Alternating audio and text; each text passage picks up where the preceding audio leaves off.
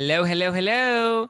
Hello, hello, hello. Does everybody have their copy of Not All Diamonds and Rosé? Oh, hello. Hi. It's me, Zack Peter, and welcome on in. Sorry I'm a little late, guys. I know I started tonight's live a little behind. I'll give you all a second to hop on in. I hope you all have some No Filter Rosé available at nofilterwine.com. It's delicious. Yum, yum. It's delicious. Hi, guys. Hi, Taryn. Hi, Alicia. Okay, are we ready?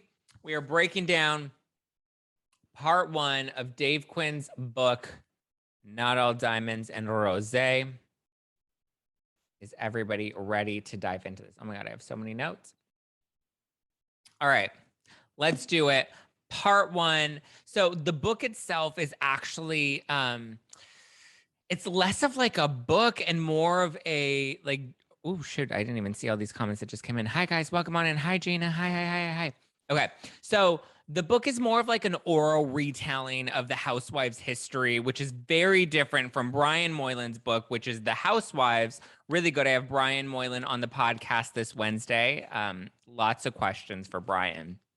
But Dave's book, so Brian Moylan's book gives us the research behind the show, the history of the network, the history of the Housewives, and where we are in time now. Dave Quinn's book, on the other hand, Not All Diamonds and Rosé, this one gives us interviews with the people that lived it and kind of just stitches the interviews together to tell the story based off of like the producers and the women and the executives. It's not an actual like book. So if you actually like look into it, like the book itself is really just, it's all a transcript of like other interviews that were stitched together. So I'm a little like, if like not salty, but I'm a little like, that's not what I expected when the book actually came. Now, in reading the book, it is really juicy because you see people having like different opinions. You see people having different reactions to things that they saw, that they remember living throughout the day. You see the cast and how they feel about things, and then the executives and the producers and how they feel about things. So let's dive into it. So tonight we're breaking down part one, Meet the Wives, which is basically how the entire franchise came to be, but starting with the Real Housewives of Orange County. Interestingly enough, Scott Dunlap is a producer, and he's the actual creator of The Real Housewives of Orange County. A lot of people like to credit it with Andy Cohen, but you'll find out that it wasn't Andy Cohen. It was actually Scott Dunlap. Don't forget, we will be doing quiz time at the end of this, so stay tuned. Make sure you're taking notes, or make sure you have your copy handy. Wink, wink. Okay, so Scott Dunlap was the original creator of Real Housewives of Orange County, and when he came up with it, it was more of like a campy soap opera-y type of documentary style show about affluent people, or not even just affluent people, but behind the people in a gated community in Kodo, which is in Orange County. But he was like talking to the housewives. He was talking to, some of their staff. He was talking to just different people that played a role within the Orange County Kodo community.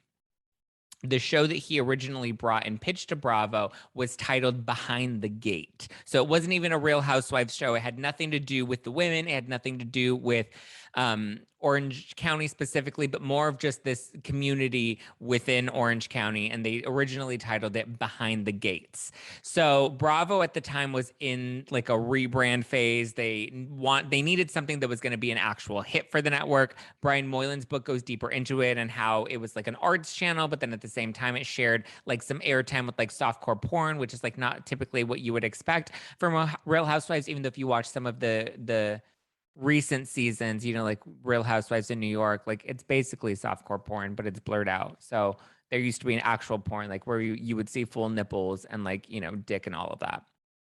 So they wanted to kind of pivot the direction and kind of find this unscripted format with their other shows that they found really successful. With Queer Eye, the executives talk about how Queer Eye really helped pivot the network into the unscripted television network that we now see it as. Obviously, now we know that Queer Eye has been rebooted for Netflix and people love it. And you have like Jonathan Van Ness, and he's like, yes, honey, with his hair, even though sometimes I'm like, I just want to brush his hair, just kind of clean him up a little bit. But then you see like Anthony and Tan France. I'm like, I want to bang Anthony, but I also want to bang Karamo. And I digress. Anyway, the original Queer Eye was just as great at the beginning. Okay. the network wanted more shows like this. So they're like, okay, Queer Eye is working. So we need the buckets that Queer Eye meets. We need beauty, we need design, we need fashion, we need food, and we need culture. So in beauty, they found like Tabitha Salon Takeover and like all of those type of remodel shows. In design, they had like Flipping Out with Jeff Lewis. And we all love us some Jeff Lewis because Jeff Lewis is great. And we love Zoila, even though Jeff Lewis is like a hot ass mess, but we loved to watch it. Then we had fashion. So they had like Project Runway before Alyssa Milano became a part of Project Runway. It was like the original Project Runway. And then they had food, which was Top Chef, and the chefs would come and they'd be like, and they would be like cooking up a storm, you know, the way that like we all like to think that we can cook up a storm, but then, you know, like me, I just end up postmating it. So what they needed was something to fit in that culture bucket, you know, the Karamo bucket. They're like, what is going to be the pop culture show? So they're like, oh, Behind the Gate actually fits the culture bucket. So let's move forward with Behind the Gate. This is the show that we're going to do. So they decided to move forward with Behind the Gate. And the vision for the show was the OC meets Desperate Housewives. Both were really popular scripted shows on television at the time. And it's part of how they ended up landing on the name The Real Housewives of Orange County, which not everybody was a fan of. Apparently, Andy Cohen hated the name The Real Housewives of Orange County. So did Sherry Levine. And the reason they decided on Orange County versus the Real Housewives of OC is because they were afraid of getting sued by the OC because the name was a little too close and they were already kind of like dancing on the line of Desperate Housewives. And now they have the Real Housewives. So they ended up settling on the Real Housewives of Orange County, which I agree. If I were a network exec back in the day, I'd be like, that name is too clunky. It's a little too long. I'm not a fan. And so Andy Cohen and Sherry also were like, not only does this name sound terrible, which, you know, we all thought Winter House Southern Charm, or what the fuck was that bullshit name? Or the Housewives All-Star shows. Like, we've all had opinions about some of these names. But apparently it ended up being a hit. But the reason they didn't want to call it the Real Housewives of Orange County is because they didn't have any vision for it actually becoming a franchise, which again is so interesting because Andy Cohen is often credited as the mastermind behind the Housewives, and it looks like he had actually absolutely nothing to fucking do with any of it. So I'm like, what does Andy Cohen actually do here other than offer Kathy Griffin coke in the back room allegedly of Watch What Happens Live? So after Scott Dunlap sold them the idea, they weren't really seeing eye to eye with the vision. He was like, okay, here's some stuff that we've taped. Here's where we're going with it. And they're like, no, it needs to be focused more on the wives. It needs to be a little less soap opera-y and campy. And it needs to be more of like a behind the scenes look at what's going on with these women. Because some of them are batshit crazy. Like Vicky Gunvalson, can you see her? Like, whoa. And so he was later replaced and they brought in another production crew to come and refilm a lot of the stuff. And basically revamped the show into the first season that we ended up seeing.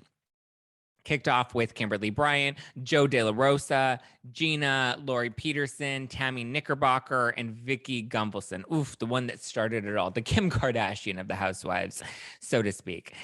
And it was interesting kind of getting to know all of them and kind of getting to, you know, see how they became the original cast. We have Joe, who is one of the youngest of the women on the show, but it was interesting because she ended up being the first housewife to create or to produce the first housewife show. Often people think it's Kim Zolciak and they think, don't be tardy to the party.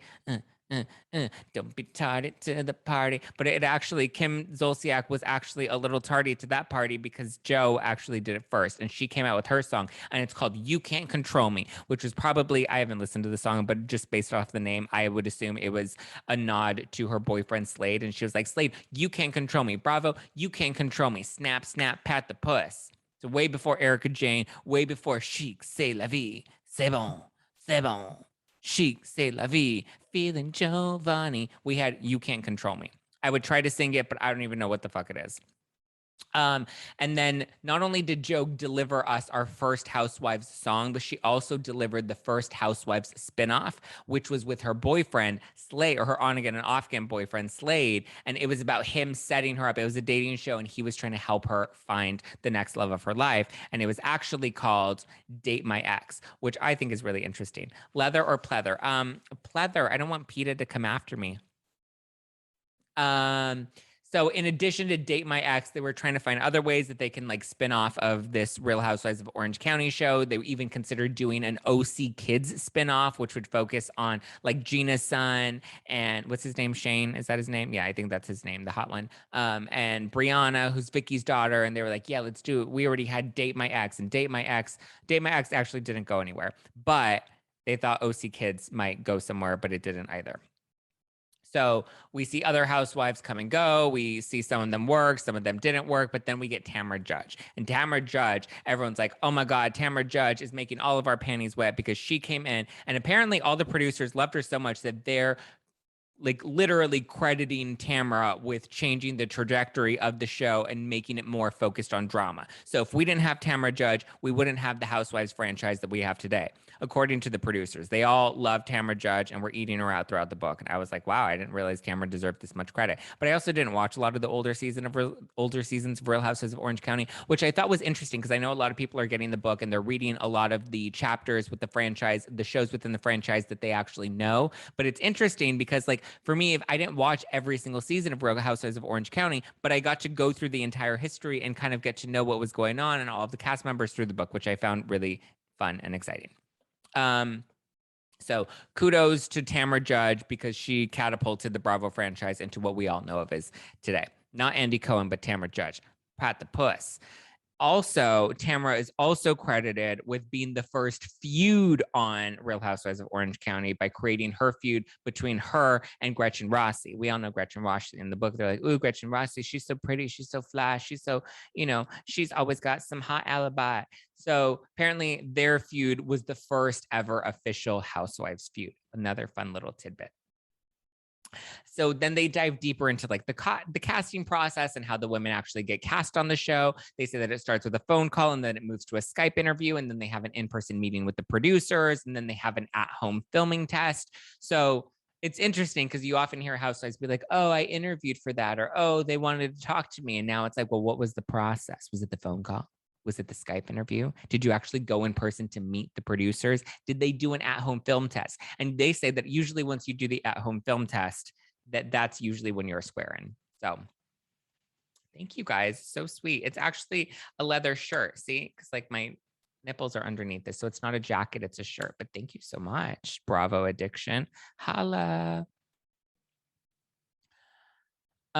Okay, then they talk about some of the other women that have been up for consideration, but that didn't make the show. Christy Swanson, who's the original Buffy, she was apparently up for the gig as well. But then they were like, "Ooh, Christy, we want you because you're the original Buffy." And then she went on Twitter and she's like, "Hey fans, they just asked me if I wanted to join Real Housewives of Orange County. What do you think? Should I do it, fans?" And then Bravo was like, "No way, Jose. You can't go out there and bust our bubble and tell people that you're interviewing for this show. Thank you, next." And they also said that when she came in to do her interview, she wasn't very glam and she didn't have a vibe to her, nor does she wear a sky top. So it wasn't a fit. Swipe left. And then they also thought that Vanessa Bryant, who's Kobe Bryant's wife, that she was a great fit. And so they would ask her every year. And she always told them, thanks, but no way, Jose. They talk about how Brianna, who's Vicky's daughter was apparently a contender to be the first second generation housewife, but ultimately it didn't end up working out, mainly because Brianna wanted to be part of the show less and less as it went on. But that I thought was interesting, that she was going to be up for consideration for the first second generation housewife. Never know if that may be a question later on. Then we get into Heather Dubrow and how Heather Dubrow was originally supposed to be brought onto the show back in season 5, but then they were like, no, we don't really like her. But her husband, Terry Dubrow, he's the one on Botched with Paul Nassif. He's the one that really wanted her to do the show, probably because he wanted to help further elongate his fame and, try to, I don't know, he wanted it more than she did. She didn't really care to do it. And he was like, yes, I'm going to make it happen. And then he made it happen for her in season 7. And she was credited. So Tamara was credited with bringing the drama, but Heather was the one credited with fancying up the show and making it a little more elegant. And then she's like, everyone always thinks that I made the show more elegant, but the truth is it was never elegant before I came in. I was like, okay, fancy pants. Okay, girl, calm down. And then we dive into the whole Brooks cancer scandal and how most of them at the time thought that Vicky was lying about it or thought that she was in on the scheme. They weren't really saying that on camera, but they all were kind of thinking it behind the scenes, and how they still think that Vicky was in on it. And they're like, we think she knew a lot more than she was revealing, but we didn't want to say it. But now we've said it. And Vicky's like, I was conned. I was lied to. Okay, that was a bad impression, and I know that was a bad impression, but forgive me tonight, guys. My back hurts. I fell and I hurt it. What else? Tamara thought that Vicky was actually going to be fired as a result of the whole cancer scheme. And Brooks claimed on his way out, he was like, you know what? I actually did have cancer and I have all my medical records and I'm telling the truth. And you're all liar, liar, pants on fire. And don't call me a liar, or else I'm coming for you. You ever call me a liar again? I'm coming for you. Or what? Or what? So he says that he has all the real records to prove that he actually did have cancer. And I'm just like, you know what? Go away, Jose. Like, nobody wants to see you anymore. We're done. Andy said that, you know, when it comes to deciding how a housewife gets fired, because Tamara thought that Vicky was going to get fired at that time, he's like, no, like, you need to have a storyline. And not only that, but like, it's okay if the fans hate you, but they have to like still love to hate you. They can't hate to hate you, because then that's when it becomes the problem, which is interesting though, because I feel like there's so many wives or so many different times where we've like hated to hate certain housewives and like they've continued to stay around. I feel like Kelly Dodd was a really great example of that. Or I guess became a great example of that for a lot of people. Brandy Glanville, I think, was an example of that. I don't know. I feel like however they make these decisions, it changes per season, per franchise, per wife. But it's like when does the audience turn and move from like hating you to, or like loving to hate you to hating you to hate you? Like, has Lisa Rinna gotten that point? Because I know a lot of people hate Lisa Rinna. Vicky and Brooks actually were credited with making Dirty John, which was one of Bravo's first scripted shows, with making that so successful because everyone was so invested in their scandal that everyone was like, ooh, was she really conned? And then they were interested in the whole Dirty John scandal because obviously the podcast was really popular and they were like, let's do this and let's do it right. I'm surprised that I guess they did try to do a second one. Wasn't there like a Betty season? And that just didn't go anywhere. Kelly Dodd ended up joining the show, and she was credited not with fancying it up or with bringing the drama, but she, per Heather Dubrow, was credited with lowering the show. She made it low budget. They get into the whole Ireland bus incident where, you know, they find out that Vicky was plotting to take down Tamara, and that's where Kelly and Vicky's relationship started to crumble, or their friendship, and Tamara and Vicky's friendship was on the rocks, and it ultimately led to Vicky getting demoted. That season is what ultimately led to her getting from having like a full orange to like a slice of an orange. And she was not happy about that.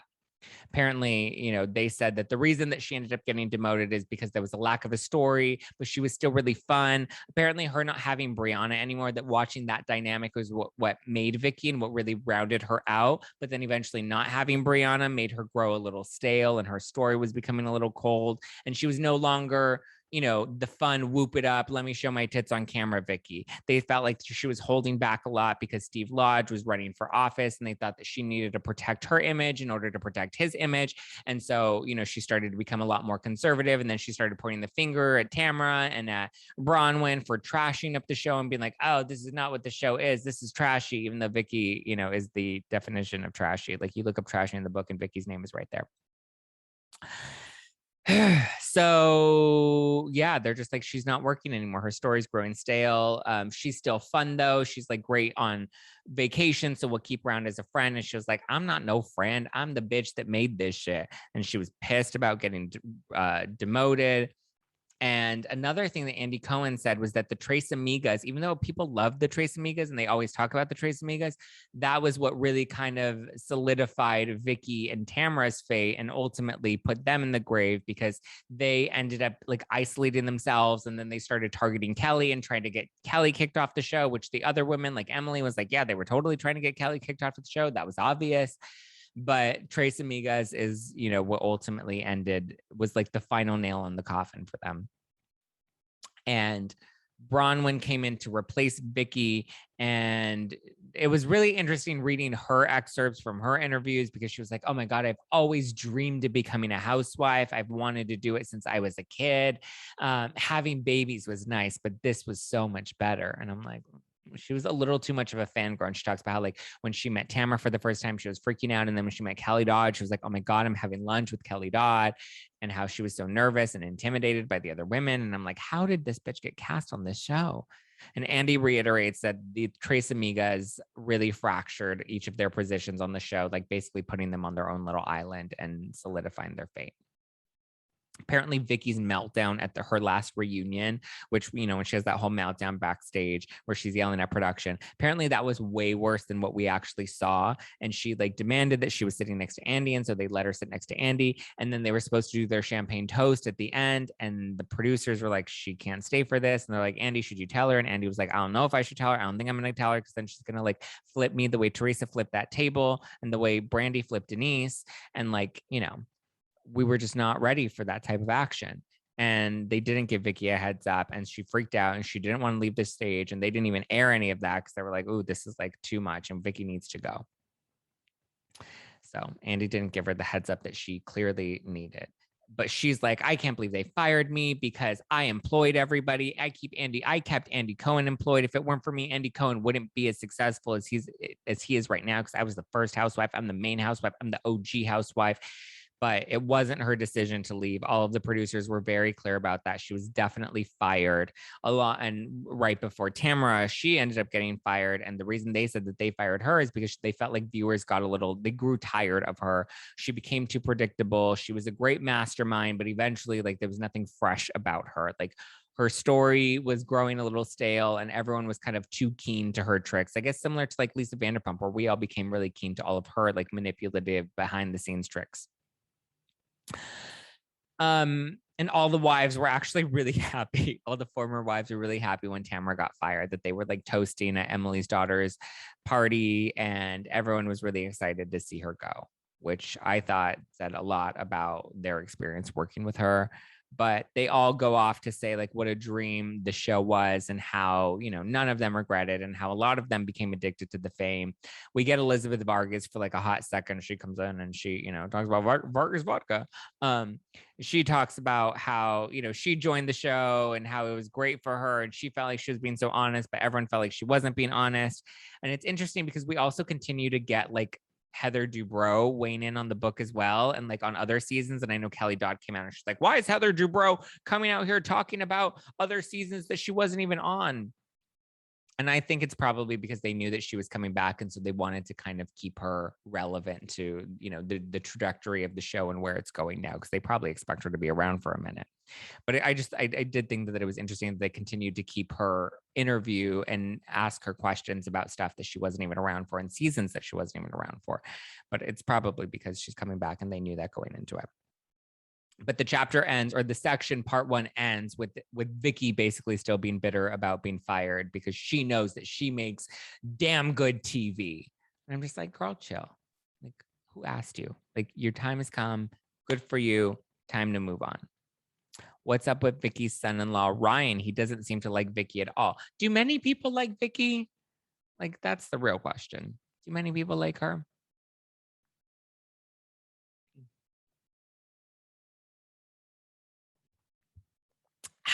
Okay. And that is a recap of part 1 of Not All Diamonds and Rosé. Can you answer the question about Kelly posting about the housewives recently dancing on the table? Oh, what was the question, Lily girl? I do remember seeing that. I do remember seeing all of them dance on the table, and Kelly was like, oh, really? You're classing up the show, Heather Dubrow? Like, this is what you're bringing to the show now? This is you being classy? Which, I mean, I remember when I first saw that, before Kelly Dodd even commented, I was like, I thought we were cleaning the show up. I thought Heather Dubrow was coming back to like make things a little more classy again. And it just seemed like we were getting wild. They were like, we need to do something interesting before the show grows stale. Let's do a couple of quick bad shout outs, and then I'll answer a couple more of your questions, and then we'll dive into quiz time. Chrissy 37, thank you for the 3 badges, Chrissy Boo. Thank you so much. I feel like by now you've given me like so many more than 37 badges, and I appreciate you. Green-eyed LaRue. Oh, hello. Those brows are looking so fly, and those eyelashes. Did you do them yourself? God, I feel like I'm tripping up on my words. If you did, they look fabulous. And thank you for the 3 badges. Hockty Berry Hill, looking fly with them curls in your hair, girl. Get it. Thank you for the 3 badges, my love. Miss Marlo Rice, welcome to the club, girl, with the 1 badge. Let's get it. Hey, and throw them hips, girl. Gossip in the Glass, are you coming to win quiz time? I feel like Gossip in the Glass is always killing it in our is always killing it in our quiz time with book club every week. I missed you guys last week, but I'm glad that we're finally back. Thank you, Gossip and Glass, for the 2 badges. And then we have Lily Girl, who dropped 2 badges and then added an additional badge. That is a badass right there. Thank you, Lily. Thank you, thank you, thank you. Uh-oh. Aussie Berry. Thank you, Aussie Berry, for the badge. Love you, Aussie Berry. Love that you chat on Tuesdays and on Thursdays. And here you are back. Where's Ansley at? I don't know where Ansley's at, everybody. Where is Ansley at? Any Bador scoop? There wasn't much Bador scoop in the book. Your hair and skin and shirt are on fire tonight. Oh, thank you. I'm trying to get laid, but I'm still single. Yeah, there wasn't any real Bador scoop. I mean, I pulled the juiciest scoop that was in the book. So other than there was no Bador stuff in there. I mean, if there was, it wasn't that juicy, or it was stuff that we already knew.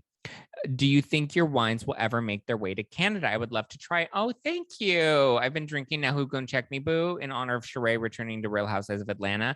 I don't know if they'll ever make a debut in Canada in the near future. There are a lot of like legalities that, you know, we have to like get around, and shipping alcohol from the US to Canada internationally. It's just like, it's a hot mess. So I would love to do that. I would love to make it happen. I know there's a big following in the UK and in Australia as well. I would love to make those happen as well. As of right now, that's all I got for you. But thank you. Oh yes, LV Nights Girl had some rosé. Hey, nofilterwine.com. Okay. Shall we jump into quiz time, or are there any other questions? Dun, dun, dun. Questions about the book, about Not All Diamonds and Rosé by Dave Quinn, part 1, about the Real Housewives of Orange County. All right, then I guess it is time to move in to quiz time. Dun, dun, dun. All right, quiz time tonight. We have 10 questions. 10 questions. Are you ready? Oh, shit. Hold on. I need to keep score. 1 second. Oh, motherfucker. Oh, I hurt my back. Sorry, guys. I'm trying to still keep it sexy, but I did hurt my back. Oh, son of a bitch. Okay. Okay. Oof. Okay, quiz time. Let's do it. Born ready. Okay. Question number 1. Who is the original creator of the Housewives? It is not Andy Cohen. Who is it? Who originally created the show that eventually catapulted the franchise that we now know of as The Real Housewives? Boom, Tina Marie got it. Tina Marie is in it to win it. Girl, Tina Marie, that is correct. It is Scott Dunlap. Boom, boom, boom, boom, boom, boom, boom. Yes, that's correct. That is, you guys are all correct. I hope you just wrote Scott. That Vicky's son. Interesting. Great answer, Marlo Rice. Close, not quite. The point goes to Tina Marie. Let's get it, Tina Marie. Get it. And throw them hips, girl. Question number 2. What was the show originally titled?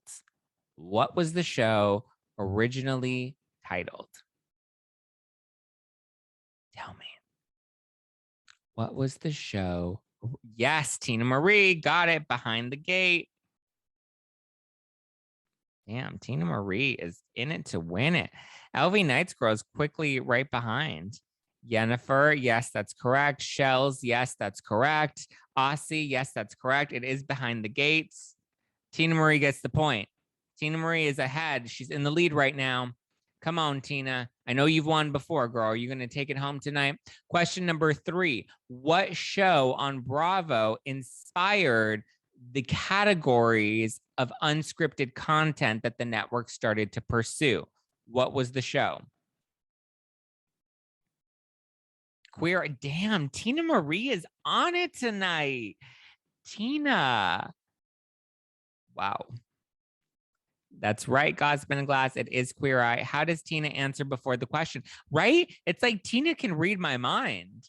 I need to start reading the questions a lot faster, because I feel like Tina Marie has started to like listen to the first half of the question and like already assumes what the rest of the question is going to be and just starts typing in the answer. Yes, the answer is correct. It is Queer Eye. So Tina Marie is so far in the lead with all 3 points. Tina Marie is killing it. She came to slay tonight, you guys. Okay, question number 4. Remember, there are 10 questions. Question number 4. What was the name of the first ever Real Housewives song? What was the name of the first Real Housewives song? What was it? This one's a little tougher. I think you know who sang it, but what is the name of the song? Chic, c'est la vie. C'est bon. C'est bon. Chic, c'est la vie. C'est bon. C'est bon. Can't control me. Okay, I'll give it to Gossip in a Glass. It's You Can't Control Me, but that's close enough. Gossip in the Glass was the first to answer. Gossip in a Glass. Got question number 4. You Can't Control Me. That is correcto. Okay, on that same note, what was the name of the first Housewives spinoff? What was the name of the first Housewives spinoff? Dun, dun, dun. Come on. I know you know it. Date My Ex. Damn, Gossip in a Glass is coming on in. Gossip is like, I'm not playing tonight. Tina Marie is not taking my winning streak.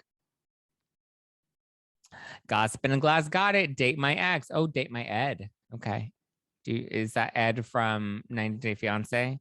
Little Ed, Big Ed. What's it called? The Ed? The one that puts mayonnaise on his hair? I'd probably fuck him. Damn, these girls. I'm telling you, these girls are quick. They are on it tonight. They're on it always. But they came ready. They ain't messing up. Oh, I think tonight's the bicycle thingy, so they're all biking out. Okay, question number 6. Who was credited for making the show more drama focused? Who was credited with making the show more drama focused, taking it from, behind the scenes? That's right. Damn. Tina Marie and Gossip in a Glass are like neck and neck, but Tina Marie got it first. Damn, Tina is smoking it. Everybody else is playing, but Tina's just like in a league of her own tonight. Gossip is trying to keep up. All right, Tina Marie got the point. It is Tamara. Now, who was the one that was credited? This is an easy one. Who was the one that was credited for bringing the fancy? Who brought the fancy? Come on, this is an easy one. No, it wasn't Kelly Dodd. Heather, that's right. Tina Marie, it was Heather Dubrow. You would have had it, Lamp Me, if you actually wrote the right answer because you were the first person to answer. It was Heather Dubrow. That was an easy one. She's nicknamed Fancy Pants. Okay, now, what was the first ever Real Housewives feud? Who was it between? Who was the first ever Real Housewives feud? Can Tina and Gossip take a sip or something so the rest of us get a chance? I know, Critty Trina, they're like on it. They like have like a keyboard and they're just ready. I love it though. I'm having a blast. Tamara and Gretchen, that's right, Whitney. Wow. Looks like Gossip and Tina both are like, all right, we're already in the lead. Whitney Grant got that point. Question number 8 goes to Whitney Grant. Gossip in a Glass and Tina Marie are really killing it. But Whitney, you got that point. You got it, girl. I'm rooting for you. I'm rooting for you. Question number 9. Dun, dun, dun. It was not Tamara and Vicky. It was Tamara and Gretchen.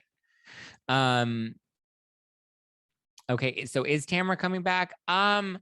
I actually don't think it's happening after. It was supposed to happen, and she was supposed to come back, and she was supposed to film with Heather Dubrow. And I don't know if they decided to go in a different direction, or that's part of the reason they ended up giving her the all-star spinoff with Dorinda, or that compensated for filming for OC because it just didn't make sense for her to film for OC. But I was told that she was supposed to film a couple of scenes, nothing major, not like a major friend of the season, but she was supposed to film a couple of cameos. And depending on how her story worked out, she could have potentially been a friend of, but I guess that didn't happen after all. Or at least, well, I mean, she said on her Instagram stories that wasn't happening after all. You're getting me distracted. Okay. Question number 9. There are only 2 questions left. There's question 9 and question 10. Question number 9. Whose daughter was considered for the first position as the first second generation housewife? Dun, dun, dun. Whose daughter was it? Whose daughter was up for a second generation? Yep, that's right, Alicia. It was Vicky. You didn't spell Vicky's name right. Vicky's not gonna be happy about that, but you are correct, Alicia.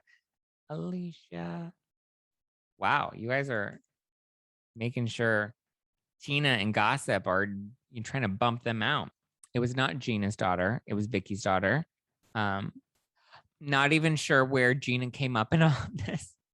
Not even sure how Gina came way later in. I think their system is that the questions are in other recaps of the chapters. So they know this. Yeah, they know the system by now, Yennefer. They have it broken down. They also know that if I'm doing the recap and I happen to repeat an answer once or twice or 5 times, that's probably going to be one of the answers in one of the quiz time questions. So I think I maybe need to stop dropping so many hints. Okay, final question in quiz time is dun, dun, dun. Maybe we'll just say, you know what, fuck the last 9 questions, and whoever gets question 10 is the ultimate winner tonight. Question number 10. Who was the biggest fan of the show prior to joining? Oh, the original Gina. Oh, well, that's her name was spelled with the J, Jeana. Jeana. It was Gina, not Gina. That's a different Gina from OC. But the question is, who was the biggest fan prior to joining the show? That's right, Whitney. It was Bronwyn. Whitney. Oh, yeah. Whitney Grant got that point. Okay. So we have Alicia with 1 point, Whitney Grant with 2 points, Gossip in a Glass with 2 points. And here to in it to win it, we have Tina Marie with 1, 2, 3, 4, 5 points. Tina Marie is the winner of tonight's quiz time. Cheers to Tina Marie. Hey, hey, get it, get it, get it, get it. I would shake a little bit more, but I literally fell on my tailbone 2 nights ago.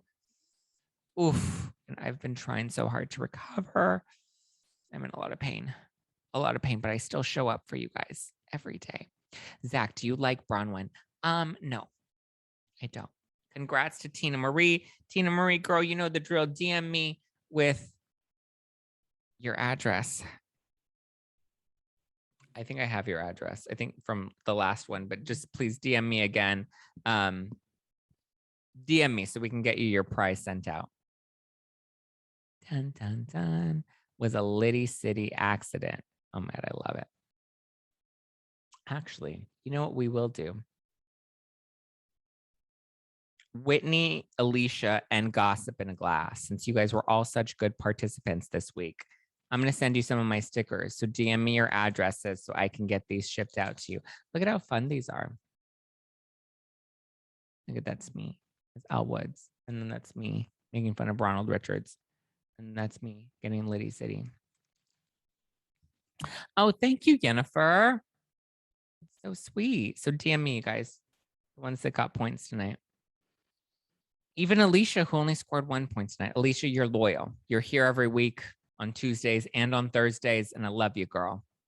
Any other final thoughts about Dave Quinn's book? Is it what you guys were expecting? Next week, we will be breaking down part 2, which dives into Real Housewives of New York City, which I'm excited about because I wasn't a loyal OC watcher, but I love New York. New York was one of my favorites before it like totally tanked. But yeah, next one is part 2 next week, next Tuesday, 6:30 p.m. Pacific, 9:30 Eastern. We'll break down part 2, Bite the Apple. I believe it's like 70-ish pages. Enjoying the book so far, loving the book. It's good, right? I'm enjoying it. Like I'm having a good time. Yeah. Holla. All right. I'm excited to get into New York because that's where we talk about Sonia and the cigarettes in her vagina. enjoying the book. Yeah, I thought it was a great book. I really do. Oh, Suki Dinton 2018. Thank you so much for the 3 badges. And Critty Trina, thank you so much for the 3 badges, guys. Love you guys so much. So appreciate you. Always so grateful. You guys are amazing. Thank you for the badges. You guys are so, you come in every week and you make my night and you make it amazing. All right. Any final thoughts before we wrap up tonight's book club? This was fun. Holla. A dollar makes me holla. I do have Brian Moylan on the podcast this Wednesday. Did you see Josh Flagg saying that he was the cigarette guy? No way he did. No way. Josh Flagg was the cigarettes guy? I didn't. You need to send me a link to that or a screenshot of it or something. After party. Sure. We'll do a quick little after party tonight. Like I said, my back is like killing me so much. So I'm probably not gonna sit down for after party. I might end up having to stand up because it hurts to sit. But yeah, we'll do a little after party tonight, guys. All right. Well, you know the drill. We'll be back next week. Every Tuesday, we'll be breaking it down. I don't think we'll do, because there are so many parts to this one. I think we'll have to combine some of them at some point, but at least for next week, come back having read Part 2. You have 7 days to read it, so you have no excuses. Part 2, which is Bite the Apple, which is the whole story of the Real Housewives of New York City. It looks like it's only 70 pages. This part 1 was probably the longest at 100 pages. This one's only 70 pages, so it should be a bit of a quicker read. But there you go, guys. Thank you for tuning in. If you need some rosé to drink with Not All Diamonds and Rosé, I just almost poked myself in the eye. NoFilterWine.com, you can get my rosé there. And then be sure to order your copy of Not All Diamonds and Rosé. I know some of you are like on back order and you're waiting for your copies to come in. Hopefully you have it in time for next week. But if not, I will still be here next week and we'll be recapping it live here on the Instagram and rebroadcast on the YouTube. If you guys are watching this on YouTube, thank you so much. Hit that subscribe button. Leave me a comment below letting me know your thoughts of this week's book club, of this part 1 of Not All Diamonds and Rosé. Love you guys all so much. Really appreciate you being here tonight. Hit that like, hit that little thumbs up like if you want to support me. Hit that bell notification button if you want to make sure that I'm always popping up in your notifications every time there's some new hot tea or a new video spilling. And thank you guys for being so loyal on Instagram at NoFilter with Zack. I love you guys. I love the newbies. I love the OG Zack pack, all of it. Zack pack, you know the drill. We'll hop over onto my personal account at Just Plain Zack and we'll do after party tonight. So if you want to join after party, head over there. Let's have some fun. Let's have some fun. This beat is sick. I want to take a ride on your disco stick. All right. Ciao for now.